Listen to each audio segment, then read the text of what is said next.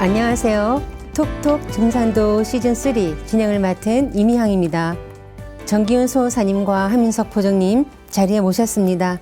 안녕하세요. 안녕하세요. 네, 최근 몇 차례에 걸쳐 우주의 가을 정신인 원시 반본에 대해 알아보고 있는데요. 오늘 시청자 질문도 원시 반본의 주요 사상과 관련한 질문입니다. 하느님은 한 분이라고 하잖아요. 그런데 동양과 서양에서 말하는 하느님이 서로 다른 것 같던데 왜 그런 건가요? 라는 질문입니다. 누구나 한 번쯤 해봤을 고민인데요. 수호사님께서 먼저 동서양 종교에서 말하는 그 신관의 차이점을 말씀해 주시면 좋겠습니다.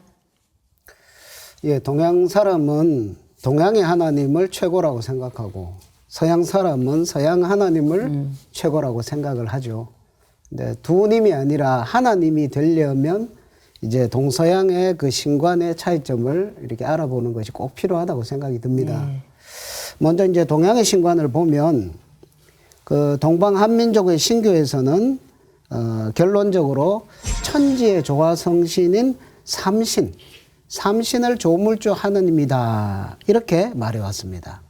그래서 이제 그 도전 1편 1장을 보면 그 명문장이 나오죠. 태시에 하늘과 땅이 문득 열리니라. 호련히 열린 우주의 대광명 가운데 삼신이 계시니 삼신은 곧 일신이요 우주의 조화성신이니라. 삼신께서 천지 만물을 낳으시니라. 저는 이 구절을 늘 암송을 하면서 큰 기운을 많이 받는데요. 여기서 삼신은 서로 다른 어떤 세 분의 신이 아니라 일신이라고 그랬죠. 한 분 하느님. 그 일신 한 분 하느님이 창조의 세 가지 덕성을 가지고 있기 때문에 삼신이라고 부르는 것뿐이라는 거죠. 그래서 그 세 가지 덕성이라는 것은 만물을 창조하는 조화성, 그 다음에 깨달음과 가르침을 열어서 만물을 길러주는 교화성, 그 다음에 질서를 바로잡아주는 치화성, 이 세 가지죠. 그러니까 삼신의 존재 의미라고나 할까요? 그것은 바로 조화와 교화와 치화를 하기 위해서 삼신께서 존재하는 것이다. 이렇게도 이야기할 수 있겠습니다. 이 세 가지 신성을 가지고 있는 일신께서 삼수의 법칙으로 우주를 창조합니다. 그래서 이제 이 삼신께서 하늘과 땅과 인간을 이렇게 낳음으로써 이 우주가 이렇게 만들어지게 되는 거죠. 그래서 천부경에서는 이 하늘과 땅과 인간을 천일, 그리고 지일, 태일이라고 이렇게 호칭을 하겠거든요. 그래서 하늘도 삼신의 그 덕성을 그대로 가지고 있는 하느님, 그 다음에 땅도 삼신의 덕성을 그대로 가지고 있는 하느님, 그 다음에 인간도 삼신의 덕성을 가지고 있는 하느님이다. 이런 뜻이 되죠. 특히 인간은 이런 천지의 대이상을 이루는 주인공이기 때문에 클테자를 써서 태일이라고 이렇게 불렀습니다. 동방 한민족이 그 신교에서는 한 분 하나님이 세 가지의 덕성을 지녔기 때문에 삼신이라고 불러왔다고 이제 하셨는데요. 기독교에서 말하는 그 삼위일체가 생각납니다. 그렇죠. 삼위일체는 기독교의 신관인데 이 삼수의 창조 법칙에 따라서 천일, 지일, 태일을 굳이 기독교의 삼위일체 논리로 이렇게 접목시켜 본다면 이제 천일은 하늘 아버지로서 성부 하느님에 우리가 배치를 해볼 수가 있고요. 그 다음에 지일은 땅 어머니로서 성신 하나님 또는 성령 하나님, 그 다음에 태일은 천지를 부모로 해서 생겨나서 우주의 꿈을 이루는 성자 하느님으로 이렇게 그런 구조로서 이해할 수 있겠습니다. 하지만 그렇게 신교에서 말하는 삼신과 기독교의 삼위일체를 1대1로 대응하는 건 무리가 있을 것 같은데요. 그렇죠. 사실 동양과 서양의 그 신관의 시각이 완전히 다르기 때문에 동양의 하나님과 기독교의 하나님을 함께 논하기에는 그 신관에 깊은 그 갭이 있습니다. 서양에서는 어떤 그 한 분 하나님에 대한 삼신 하나님에 대한 이야기를 그런 것과는 달리 삼계 유일신을 이야기를 합니다. 오직 유일신이죠. 그래서 이 유일신은 얼굴이 없는 추상적인 그런 성격이 강하기 때문에 인간 역사 속으로 들어올 수 없는 그런 하느님이죠. 구약에서는 이 유일신이 구약에서는 유대의 민족신 야훼로 그려지고 있고요. 그 다음에 이 유일신이 신약에서는 창조주로서 아버지 성부 하느님으로 추앙을 받고 있죠. 그렇지만 이런 그 추상적인 그런 성격이 강하기 때문에 홀로 인간을 구원을 할 수가 없습니다. 그래서 인간 문제의 현실적 구원은 그 대행자인 아들. 그래서 이 성자 아들을 통해서 아버지의 구원의 뜻이 이루어진다. 이렇게 기독교의 삼위일체 논리를 살펴볼 수가 있겠습니다. 이처럼 이제 서양 기독교의 신은 그 결코 동방 신교에서 말하는 그 삼신 하나님과 같은 존재가 아니라는 거죠. 등호가 아닌데 삼신 하나님은 인간 역사에 직접 이제 인간의 몸으로 들어올 수 있는 인격신이지만 그 기독교의 신, 갓이라고 하면 본질적으로는 추상적이고 초월적인 원신이기 때문입니다. 그러니까 기독교의 신은 이제 십자가로 상징하여 나타낼 뿐이고 결코 상제님처럼 인간의 얼굴을 지닌 신으로 나타낼 수 없다는 게 이제 큰 차이점이 되겠습니다. 그래서 신약 시대에 와가지고 유대라는 그 울타리를 벗어나면서 이제 그 신이 세계 보편의 모습을 갖추기는 했지만 여전히 그 예수라는 아들을 통해서만 이제 역사하는 존재로 이야기가 되고 있죠. 지금도 그렇게 인식되고 있는데 그러나 예수라는 역사적 인물은 아버지와 아들과 그 성신의 권능을 모두 행사하는 대우주의 아버지 하나님이 결코 아니라는 거죠. 그래서 동방에서 말하는 우주 통치자 하나님 진정한 면모와는 엄연한 차이가 있습니다. 동서양에서 하느님을 셋으로 인식하는 것은 비슷하지만 그 내용 면에서는 확연히 차이가 난다는 거군요. 네, 그래서 동서신관을 관통하는 이 삼수 원리는 그 내용에서 확연히 다릅니다. 이제 세 가지 신성이라고 하면 조화, 교화, 치화. 이 깃든 이 동방 신교 문화의 하나님은 이 삼수 법칙으로 우주를 창조하고 만물을 살아있게 하고 세계를 통치하면서 하나님의 궁극적인 창조의 목적을 이제 성취를 하는데요. 그러나 서양의 그 삼위일체 신관에서는 이 삼수 법칙에 따라서 한 신이 성부, 성자, 성신이라는 삼위의 신으로 이제 이루어져 있는데 그 전혀 다른 역할을 하는 삼위의 신이지만 본질은 이제 동일한 한 신이라고 말을 하죠. 근데 이제 동양에서는 하나 속에 셋이 깃들어 있다고 하는 신의 내재성을 강조하는 데 반해서 이제 서양에서는 셋이 결국 하나다라는 그 신의 초월성을 이제 강조하는 차이점이 있습니다. 왜 그 같은 하나님에 대한 인식이 이렇게 문화권에 따라서 이렇게 커다란 차이가 생긴 건가요? 그래서 이를 밝히기 위해서 이제 기독교 초기 시대로 이제 거슬러 올라가 봐야 되는데요. 약 4,000년 전에 이제 지금의 이라크 지역 갈대아 우르에서 살던 유대족의 조상 아브라함은 아버지 데라와 함께 이제 아버지를 따라서 유프라테스 강줄기를 타고 북쪽의 하란을 거쳐서 떠돌다가 서방의 이제 가나안에 정착을 하는데, 그러니까 유대인들을 이렇게 얘기하죠. 헤브르라고도 얘기하는데 헤브르란 뜻 자체가 동쪽에 강을 건너온 사람이라는 뜻이거든요. 그러니까 그 이름 자체에서 어디서 왔다라고 하는 그 힌트가 다 있는데, 그 정착 후에 상당 기간 동안 유대족들은 수메르의 그 다신 문화권을 신앙하던 신관을 아주 소중하게 그대로 간직하고 있었습니다. 근데 그 전통이 이제 초기 성서에 담겨 있는 다신 문화예요. 그래서 구약 성서랑 이제 유대 문화의 대가로 유명한 하버드 대학 쿠겔 교수가 그 옛적의 하나님이라는 책에서 예수가 출현하기 이전에 그 고대 유대인들의 원년적인 신관과 신앙과는 되게 놀랍고 충격적인 어떤 발굴들로 이게 확인이 됐다고 얘기를 하는데, 그의 주장을 보면은 초기 유대족의 신관은 이렇게 구약에 등장하는 용어들이 있거든요. 그 칼을 든 신장들도 나오고, 그다음에 자손을 태워주러 아브라함에게 찾아온 세 사람의 손님이 있어요.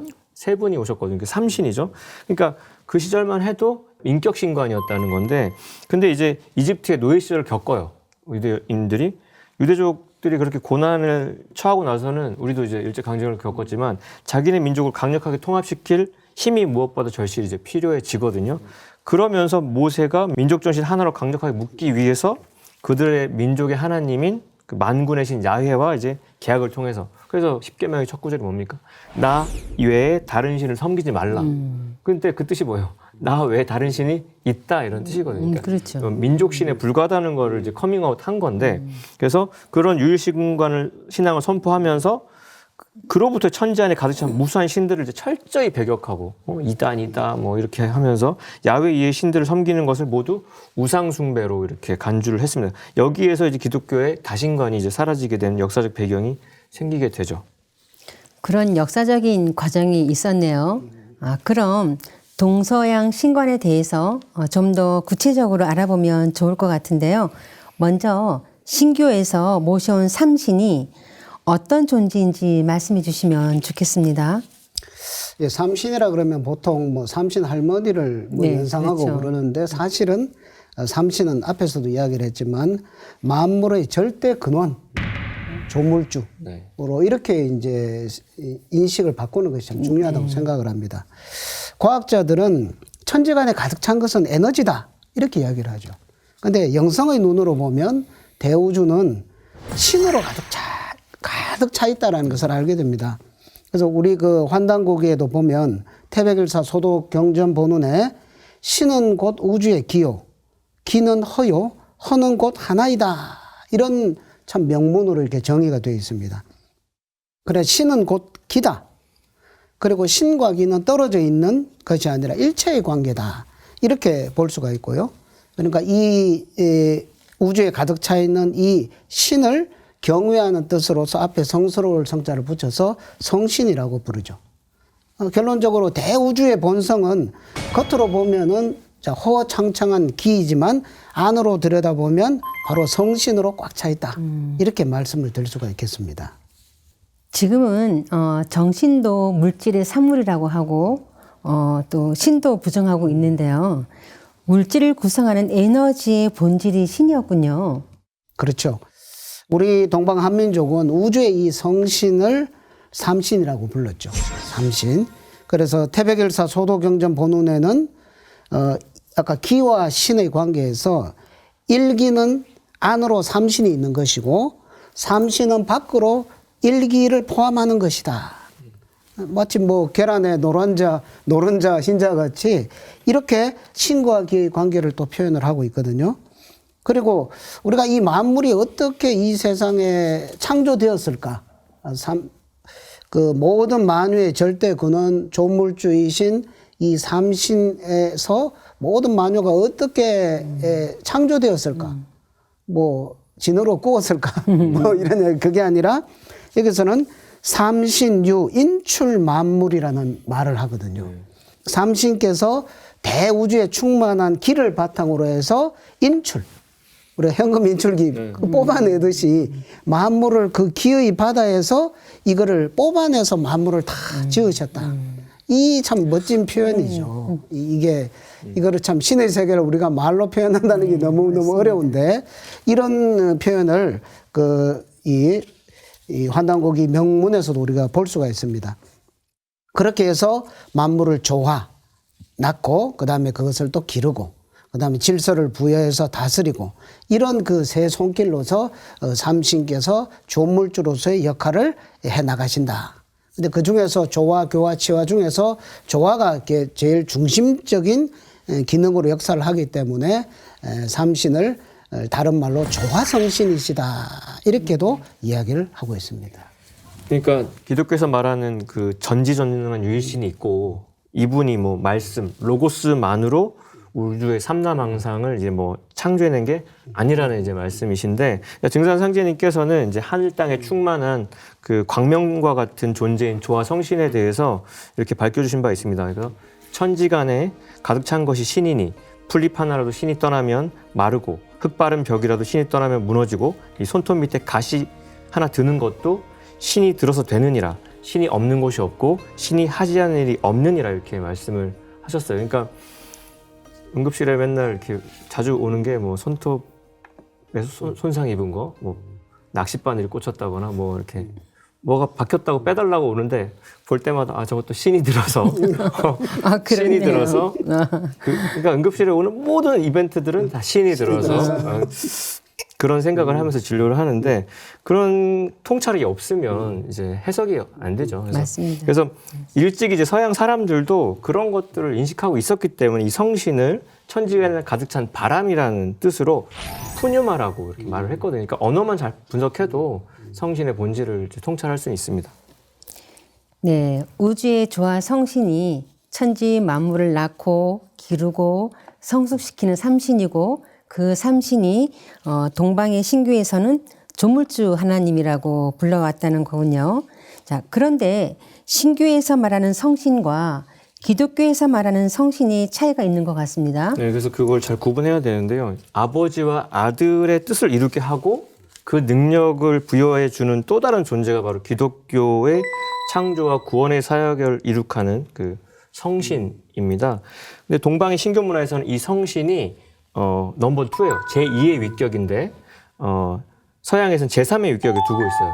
그러니까 성신들은 사실 성자가 이 세상에 오기 전부터 역사를 하고 계셨던 분들인데 기독교에서는 아버지 하나님의 뜻을 이루는 성자의 위격을 이렇게 좀 더 이렇게 중시하다 보니까 넘버 3로 이제 3위로 가 있지만, 그러니까 기독교에서는 근데 이 성신이 어디에서 오는지 그 추론을 놓고 논쟁하고 정리하는데 무려 1000년을 그 긴 세월 동안 장장 이제 논쟁을 했어요. 여기에는 두 가지 입장이 이제 서로 대립합니다. 그래서 그리스나 러시아 등지의 동방 종교에서는 성령은 만물의 근원이신 아버지에게서만 나온다라고 이렇게 쐐기를 박았는데 서방 종교죠. 서방교의 그 카톨릭과 개신교에서는 아버지와 아들은 본질적인 측면에서 하나니까 결국 성령이 아들에게서도 나온다. 그 아들에게서도가 이게 필리오케거든요. 그래서 이게 바로 동서방 교회 사이가 갈라질 수밖에 없었던, 그래서 동서방 교회 사이에 1000년 동안 전개된 그 유명한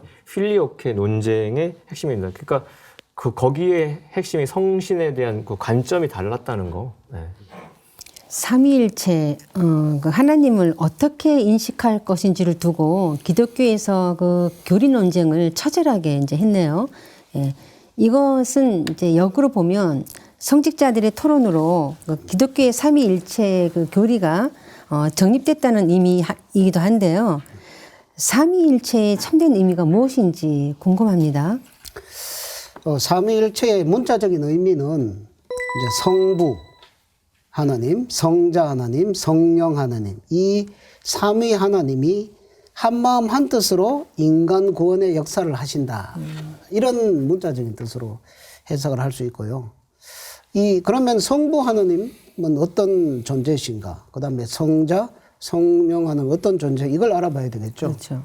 먼저 그 성부 하나님에 대해서는 우리가 이제 기독교에서 하는 이야기와 달리 두 가지 측면을 봐야 됩니다.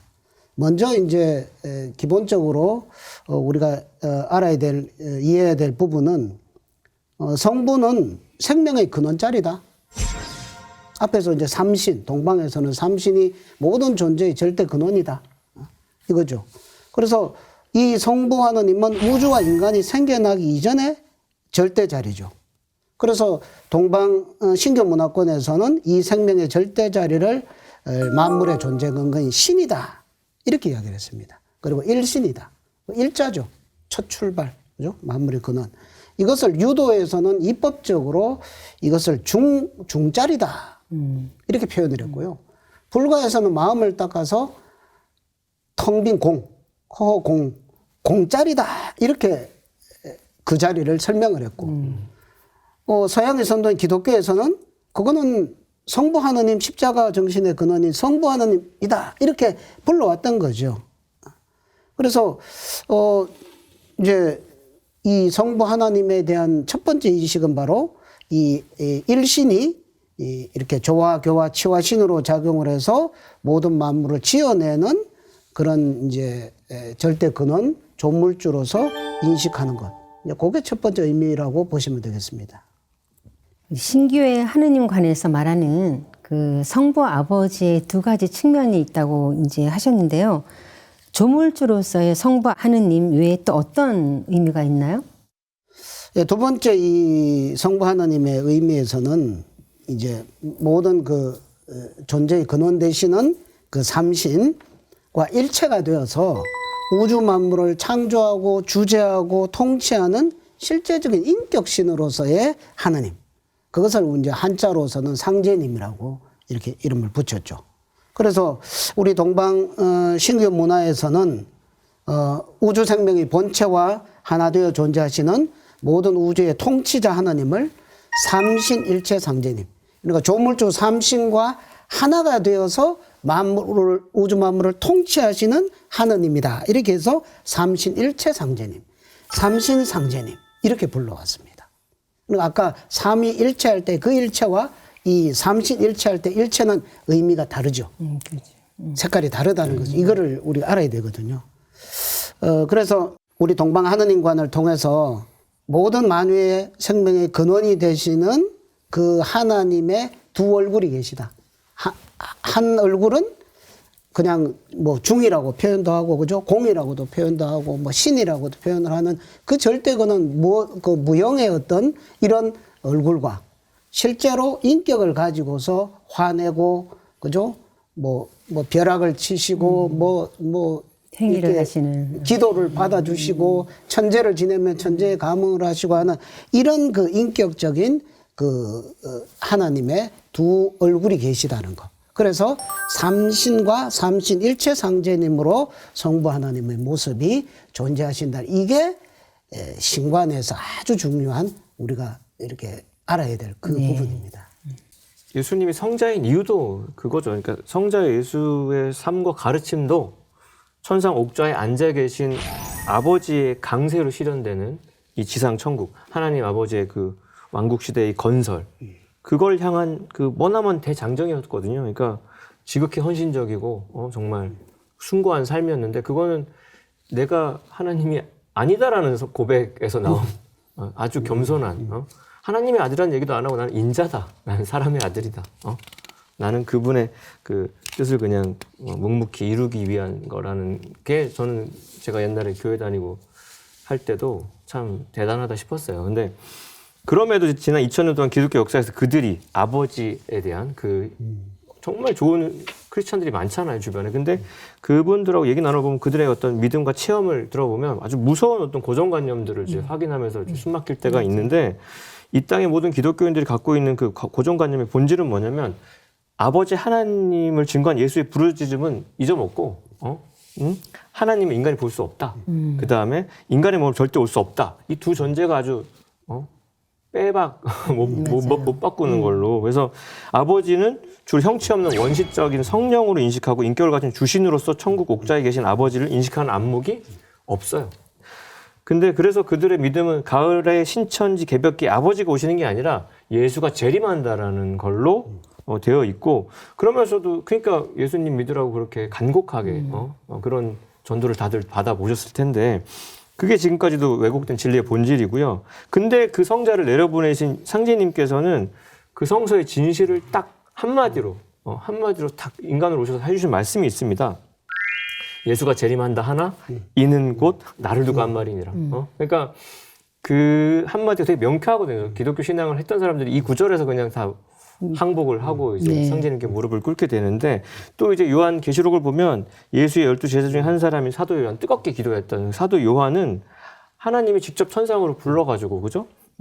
아버지 하나님이 엄연히 사람과 동일한 형상을 갖춘 천상 궁전에서 백보자에 앉아서 우주 대권을 행사하면서 천명을 내리시는 인격신이라는 거를 또 요한 계시록에서 아주 생생하게 이제 증언을 하고 있죠. 그래서 그 계시록 21장 5절에 보면은 보라 내가 만물을 새롭게 하노라. 그러니까 상제님께서는 이 우주를 계속 이렇게 업데이트 시키는, 계속 버전을 업시키는 그런 아주 개벽장 하나님이라는 거고, 예전에도 있고 이제도 있고 장차 올 자요 전능한 자라고 계시록 1장 8절에도 써 있죠. 그래서 하늘에 뭐 보좌를 베풀었고 그 보좌 위에 앉으신 이가 있는데, 앉으신 이의 모양이 벽옥과 홍보석 같고 또 무지가 있어서 보좌에 둘렀는데 그 모양이 녹보석 같더라. 이거는 이 환상일 수가 없잖아.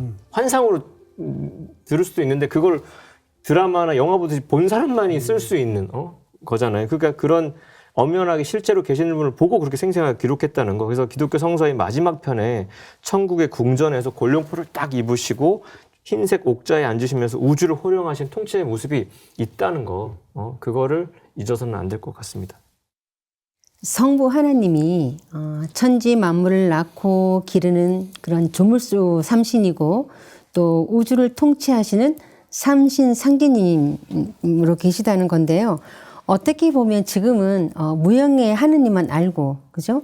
예, 유형의 통치자 하나님을 망각했다고 볼 수도 있을 것 같습니다. 그렇죠. 그래서 이게 또 성자 하느님에 대한 인식도 이제 마찬가지인데 동방 한민족의 하느님관에서 성자 하나님은 이제 시간과 공간을 초월한 그 생명의 근원 자리에서 상제님의 천명을 받고 이제 인간을 구원하기 위해서 육신의 옷을 입고 육화하신 사람으로 오는 성자를 성자 하느님이라고 하는데 그런 맥락에서 보자면은 우리가 뭐 예수 성자, 뭐 석가모니 성자만이 성자가 아니라 우리는 다 하나님의 신성을 받았으니까 성인이든 범부 중생이든 인생의 본질적인 면에서는 인생의 그 참된 의미를 되짚어 볼 때는 모두 성부의 절대 세계 그 도에서 온 우리도 성자라고 할 수 있겠습니다. 성부 하나님과 성자 하나님을 음양짝으로 인식해야 된다는 말씀이신데요. 그럼 성신 하나님은 어떤가요? 예, 성신 하나님 또는 성령 하나님이라고 하는데요. 인간을 진리의 삶, 영혼의 안식처로 인도하는 그런 우리들의 안내자, 보호자, 스승, 도와주는 엄마, 그죠? 뭐 나의 뭐 조력자, 뭐 이런 게 이제 성신 하나님이죠. 그다음 기독교 삼위일체 신관에서 성신은 아버지의 영 그리고 동시에 아까 필요케 논쟁도 말씀을 하셨지만 아들의 영, 성부와 성자에게서 이제 오는 그 성신으로서 거룩한 진리의 영, 인간을 진리로 갈 수 있도록 치유의 영, 아픈 몸과 마음을 치유하는 치유의 성령으로 역사를 하고 또 깨달음을 주는 그런 영으로서 역사를 하고 또 생명을 죽음에서 생명을 주는 그런 역사를 하는 이런 게 이제 성신 하나님의 세계죠.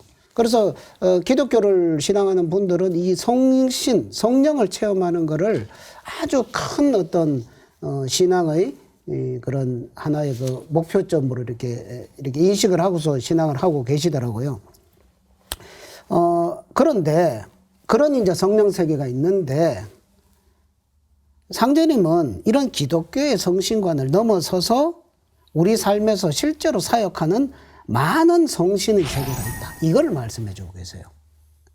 그렇죠. 우리 주변에서 일어나고 있는 어떤 영적인 이런 세계에서는 많은 일들이 일어나고 있거든요.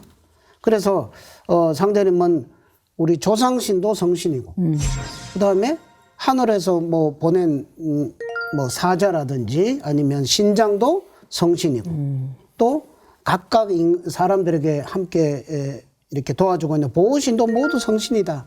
이 세계를 상제님께서는 열어주시는 거죠.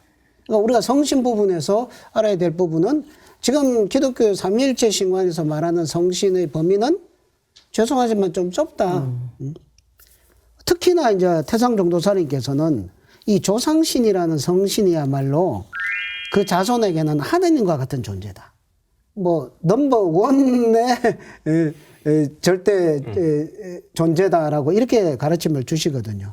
그래서 이런 조상신을 포함한 숱한 많은 기독교는 어떤 유일신간으로 인해서 신의 세계의 폭이 너무 좁아졌다라고 뭐 이렇게 이야기를 할 수가 있겠습니다. 그래서 그걸 확정을 해놓고 보면 이 성신 세계는 조상신을 포함해서 인간에게 깨달음을 주고 지혜를 주고 밝은 마음을 주고 정의로움을 주고 그런 순결한 삶을 살게 하는 그런 강력한 영성을 인간에게 부여해 주는 우리에게는 없어서는 안 될 그런 정말 소중한 그런 존재라는 것을 말씀드리고 싶습니다. 그래서 이 성신론에서 잊지 말아야 할 중요한 그 상제님 가르침이 있습니다. 그래서 우주에는 인격신의 세계뿐만이 아니라 자연신이 있고 그 자연신의 성신 세계가 엄연히 존재한다는 것입니다. 그래서 상제님께서는 어려운 얘기지만 상제님이니까 하실 수 있는 말씀이 있어요. 천지는 망령이 주장하고 1월은 조왕이 주장하고 성신은 칠성이 주장한다. 우리가 그냥 자연 법칙에 의해서 그냥 무생물로 생각하는 천지 1월 성신 그 별자리들 천문학에서 얘기하는 것들도 망량과 조왕과 칠성이라고 하는 자연신의 그 성신들에 의해서 이렇게 운영이 되고 있다는 거. 그래서 이 성부, 성자, 성신이라고 하는 삼위의 하나님은 일체로 이제 역사를 하시면서 존재하시는데 이제 생명의 근원이신 성부 하나님은 천지 만물과 인간을 창조 주재하시고 육화하신 성자 하나님은 구원 사역을 이제 하시는 거고요. 그리고 성신 하나님은 성부의 창조와 성자의 구원 성업에 동참해서 인간을 깨우고 고난에서 구원을 해주시는 분들입니다. 그래서 이처럼 삼위의 하나님이 현상계에서 창조, 성부의 역할이고 구원, 성자의 역할이고 구원 성업의 보좌, 성신이라고 하는 그 파트가 나눠져 있지만 협의를 해서 각기 사들은 사병을 맡아서 우주를 다스린다는 것인데 이거를 얘기하면서 문득 든 생각이 있어요. 간밤에도 제가 근무하면서 이제 왼쪽 어깨가 너무 아프다는 22살 젊은 청년을 맞이했는데 응급실에 딱 오면은 우리 이제 세브란스 인턴이 초진을 합니다. 그 사람이 가서 어깨 아프다니까 이제 병력을 청취하고 엑스레이를 찍자고 오더를 내면 엑스레이를 이제 찍으러 보내는 거는 또 담당하는 간호사가 또 있어요. 그럼 저한테 오죠. 과장님 사진 좀 봐주십시오. 그럼 사진을 봤더니 어깨가 빠져 있는 거죠.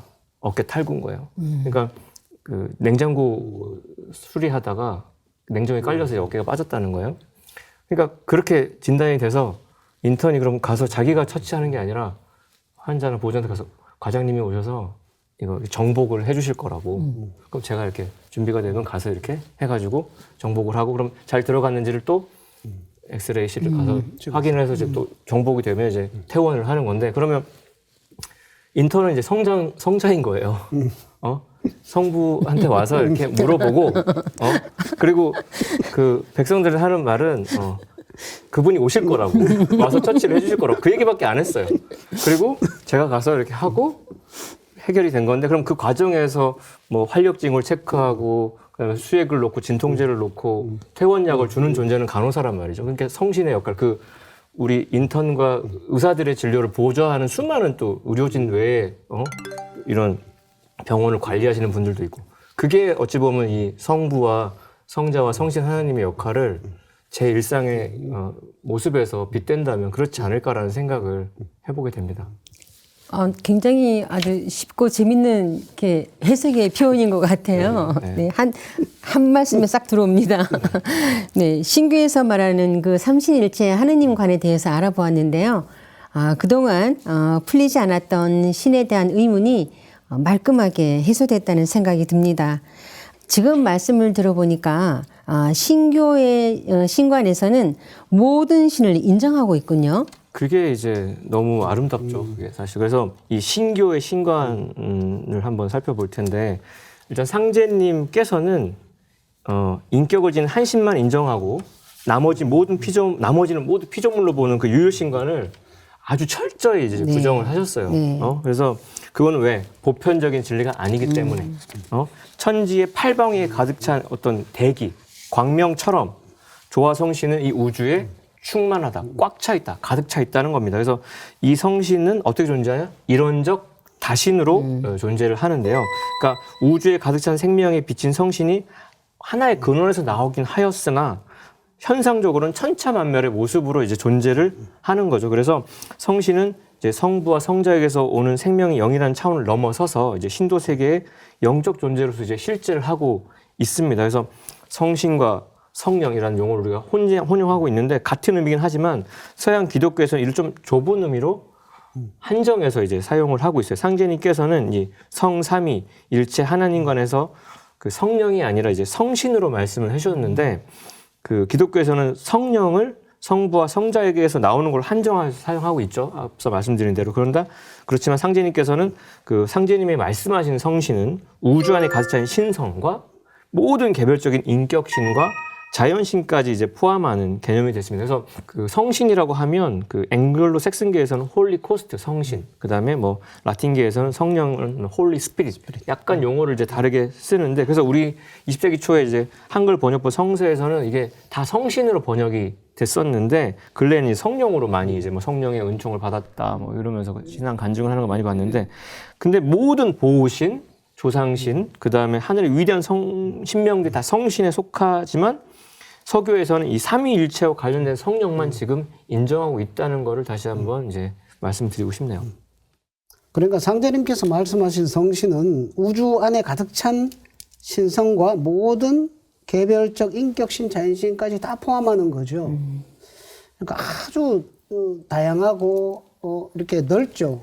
그 아까 아름답다는 표현을 하시는데 참 공감이 됩니다. 네. 그 다양하기 때문에 아름다운 거죠. 신의 세계는 그렇게 하나로 이렇게 좁혀서 볼 수 있는 세계가 아니라는 거죠.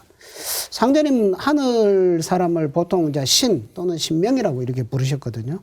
그래서 하늘과 땅에서 인격신으로 살아가는 영적 존재가 바로 신명이고, 또 이 신명은 개별 인격을 지닌 영체로서 인간과 똑같습니다. 인간과 똑같이 육체를 버린, 육체를 이제 벗고 나면 그대로 이제 신이 되고, 이 신이 하늘 세계로 올라가서 이제 4대 동안 영적으로 진화를 해서 또 영이라는 존재도 되고, 선이라는 존재도 되고, 이런 것도 실제한다는 것을 말씀해 주셨고요.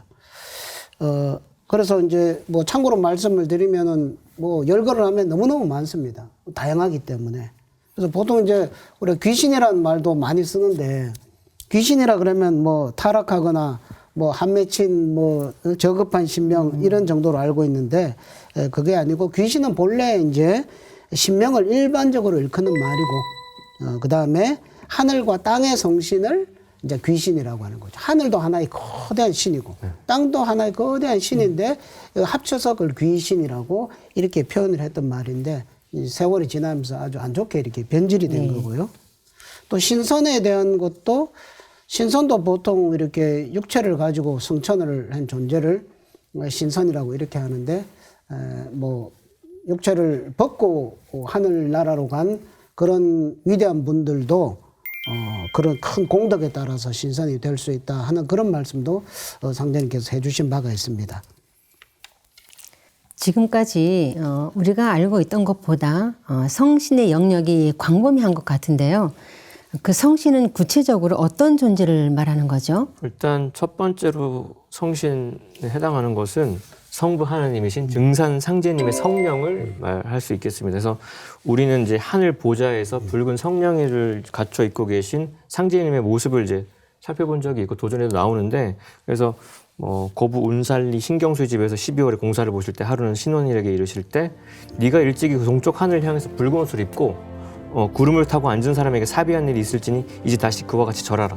내가 곧 그 사람이니라. 그러니까 그 상제님 당신께서 생존하셨을 때 천상에 그렇게 붉은 성령을 입고 계신 성신으로서 성령으로서의 당신 모습을 이렇게 인증을 해주신 적이 있었고요.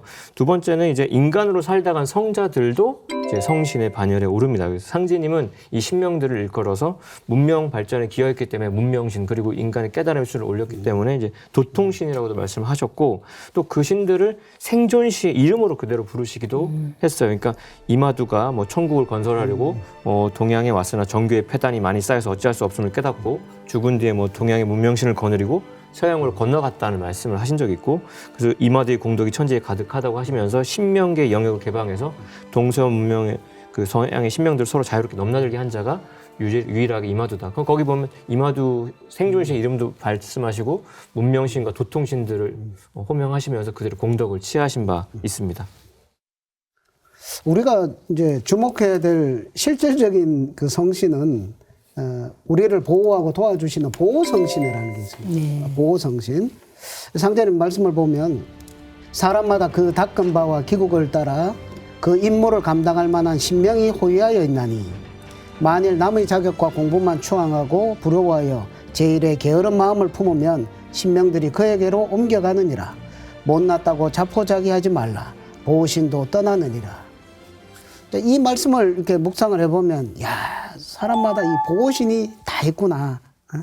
그리고 이 신과 인간과의 관계라는 것이 이게 보이지 않는 어떤 이런 네트워크로 다 이렇게 연결이 되어 있구나 하는 그런 것을 이렇게 느끼게 됩니다. 우리 곁에 항상 와 계신 이 보호성신은 모두 하늘의 성신으로서 이 세상에 실존했던 인물입니다. 그러니까 사람이 죽어서 하늘 세계로 올라가서 거기서 이제 신이 되어서 그 이제 인간과 뜻이 맞는 사람과의 네트워크가 접속이 되면 그 사람한테 와서 보호신으로서 역사를 하면서 그 사람이 그 일을 할 수 있도록 지혜와 용기와 힘을 불어넣어주는 존재가 보호성신이죠. 그런데 이 보호성신 가운데 가장 가까이에서 늘 지켜주고 하는 최고의 보호성신이 누구냐? 바로 앞에서 말씀을 드렸지만 조상신입니다. 조상신. 뭐 조상신 그러니까 뭐 멀게 느껴지는데 돌아가신 나의 아버지 어머니, 할아버지 할머니, 그죠? 그분들이죠 바로. 그분들은 뭐 돌아가실 때도 그죠? 마지막 저도 저희 할머니 돌아가실 때 가락지 금가락지 하나 끼고 계시는 거 그걸 빼가지고 저한테 이렇게 주고 가셨거든요. 네? 그게 이제 뭡니까 부모 조부모님들의 마음이잖아요. 네. 그것처럼 돌아가셔서도 그 자손들만을 그렇게 지켜주고 이끌어 주시고 하려고 하는 그 마음을 그대로 가지고 계신 그 조상 선령신들이 바로 가장 최고의 보호성신이다. 그래서 우리들의 행복과 성공이 모두 조상이라는 성신의 가호와 기도 덕분이다. 이거를 참 깨닫는다면 지금 사회가 이렇게 팍팍하지는 않을 것 같습니다. 예. 무엇보다도 이제 이런 조상님들의 어떤 인도에 따라서 지금은 이제 우주의 여름철과 가을철이 바뀌는 하추 교역기잖아요. 그 가을이 되면 이제 열매를 맺고 성공을 하는데 이때에 상제는 말씀처럼 이제 인종씨를 추리는 후천 가을 운수를 맞아 설령신을 박대하는 자들은 모두 살아남기 어려우리라. 그래서 이 어떤 시대적인 어떤 시대 정신으로 볼 때도 조상신을 인식하고 조상신이 나한테 어떤 존재인가를 제대로 깨닫고 조상신을 잘 받드는 이런 것이 얼마나 중요한가 하는 것을 우리가 이 말씀에서 깨달을 수가 있겠습니다. 요즘엔 그 천상에서 자신을 보호해주는 신을 수호천사라고 하는데요. 그분이 다름 아닌 우리의 조상님이셨군요. 그렇죠. 그러니까 등잔빛이 너무 어두웠던 것인데, 그러니까 선천의 역사는 이제 상제님의 손길로 이제 천지의 봄 개벽과 함께 천지간에 가득 찬 신이 이제 만물의 이제 깃뜸으로써 이제 시작이 되었습니다. 그래서 태초일의 우주의 본성인 신은 천지 만물의 존재의 근거입니다. 그래서 앞서도 말씀드렸지만 손톱 밑에 가시 하나 드는 것도 신이 들어서 된다고 하신 상제님 말씀이 있지 않습니까? 그런 것처럼 세상사는 천지의 성신이 감응하여 엮어내는 거다. 그러니까 성신이 감응하지 않고는 성사되는 게 없는 거예요. 이룰 성자는 어찌 보면 그 성신의 성자 같다는 느낌도 들고요. 인간의 삶과 역사의 대세는 인간의 노력만으로 이루어지는 게 아니라는 거죠. 그래서 상제님께서는 인간과 천지 만물의 그 변화 과정, 그리고 크고 작은 모든 사건의 근원에 신이 개입해서 이루어지는 것이라고 밝혀주셨습니다. 인간계의 모든 삶과 사건은 천상 신명계의 손길을 통해서 일어나기 때문에 인간계와 신명계가 일체적인 상호 작용을 맺고서 돌아가는 거예요. 그러니까 자석과 철가루처럼. 그러니까 철가루가 자기 마음대로 가는 것 같지만 이면에 신명계의 자석이 움직이는 대로 따라가는 거라고 보시면 되는데, 인류 역사는 신일 합반의 섭리에 따라서 장구한 세월에 걸쳐 전개가 되어 왔는데, 우리가 지금 누리고 있는 이 스마트 문명 같은 거, 근대 이후에 이런 비약적인 발전이라는 것도 상제님 말씀을 통해서 보면은 인간과 문명 성신들의 신 합발로 역사가 된 거죠. 과학자들에게 이렇게 아름길을 열어주셔가지고. 근데 근대 이후에 과학이 발전하다 보니까 오히려 교만해져가지고 신과 인간이 서로 소통하는 신규 영성 문화가 물질 문화로 이제 전도가 되면서 인간의 신성이 쇠약해졌고 천지 만물의 내재한 신의 존재는 이제 잊혀져 간 겁니다. 근데 이제 신인 상생의 후천 인존 시대를 이제 맞이하는 때이기 때문에 원시반복의 섭리에 따라서 우리가 이제 비로소 신과 인간이 본래의 모습을 되찾게 됩니다. 방금 이제 신인 합일 또 신인 합발 이런 말씀하셨는데, 사실은 이 키워드가 사실 오늘 담론의 사실 제일 핵심이죠. 네. 큰 어떤 문명의 원시반복하는 그 큰 흐름 속에서 신에 대한 논쟁, 또 신에 대한 뭐 체험이라 그럴까 이런 것들이 원시반복하는 이게 제대로 정리가 되어야 인류 문명은 제대로 된 하나의 그 근원으로 돌아갈 수 있다 이렇게 봅니다. 근데 이렇게 이제 신관이 오랜 뭐 시간을 통해서 이렇게 정리하면서 이제 여기까지 왔어요. 그런데 그렇게 해서 이제 신과 인간이 합일해서 역사를 만들어 나가는 신인 합발의 세계로 이제 문명이 나아가게 되는데, 여기에서 이제 이 신인 합의를 방해하는 게 있다 이거죠.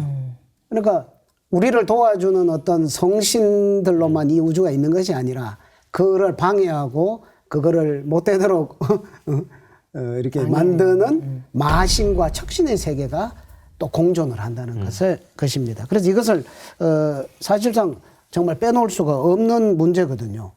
그러면 이 마신과 척신은 어떻게 해서 우리들을 방해하느냐?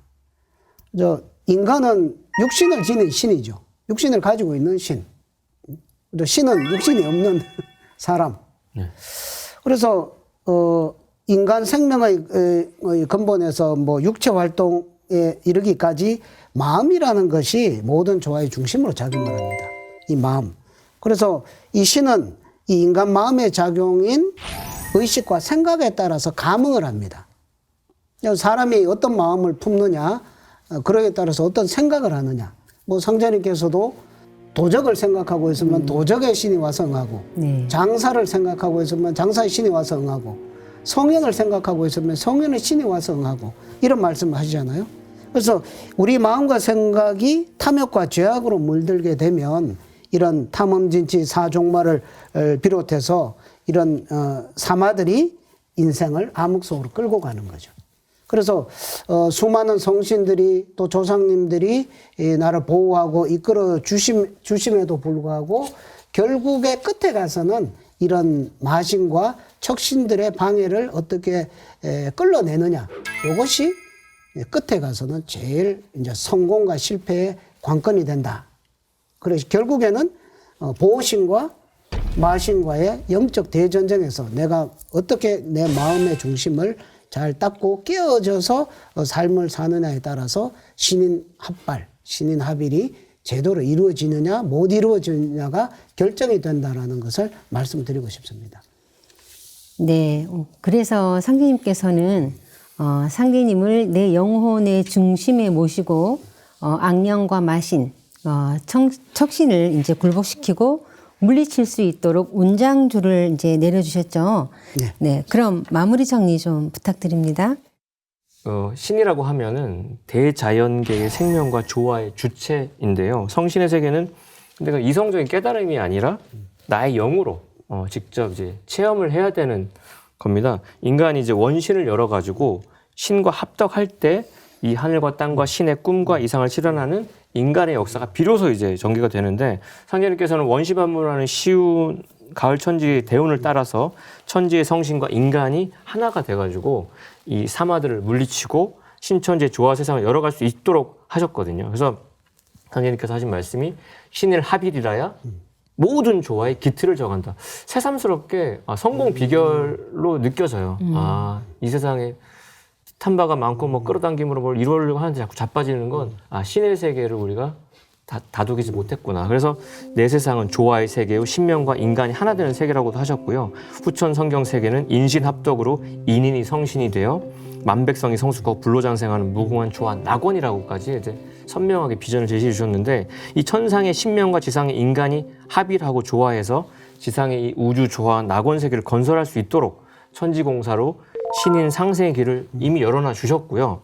우리들이 그 신인 합의를 현실 세계에 구현하는 주인공이죠. 그래서 후천 조화 성경 세상으로 만들어서 우리가 그렇게 우주의 꿈과 이상을 성취하게 된다는 거, 우리의 소명에 대해서 다시 한번 각성하게 됩니다.